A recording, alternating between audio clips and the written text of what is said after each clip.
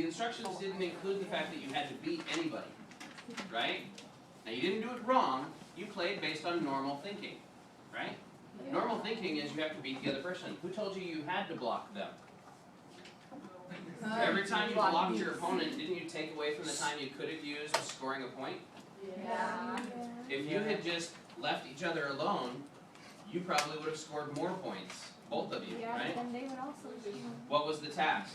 What's the goal? Score points. Score as many points as possible. So if you were going after getting the most points, why did you have to spend time blocking the other person? Because that win-lose thinking that is natural, the competitive nature means somebody else has to lose in order for you to win, right? Yeah. Okay, now, if you change your paradigm, what is a paradigm?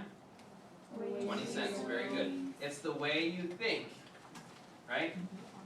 A paradigm is the way you see things. It's the way you think about something.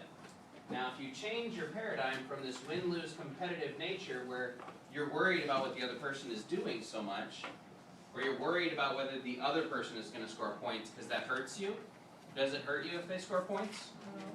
Not when your only goal is to score as many points as possible. You don't have to stop the other person from scoring points. In regular tic-tac-toe, you have to stop the other person, right?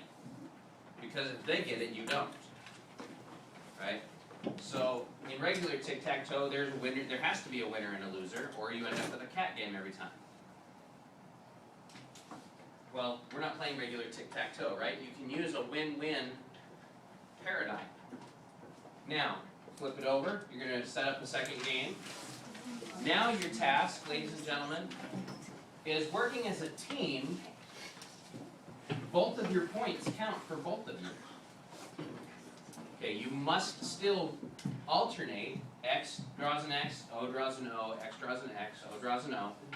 And you have to go back and forth, which means you can't just draw a line of X's, a line of O's, a line of X's, a line of O's, a line of X's, because then there's 5 more X's than there are O's, and that obviously is cheating, because somebody is skipping their turn to make that happen.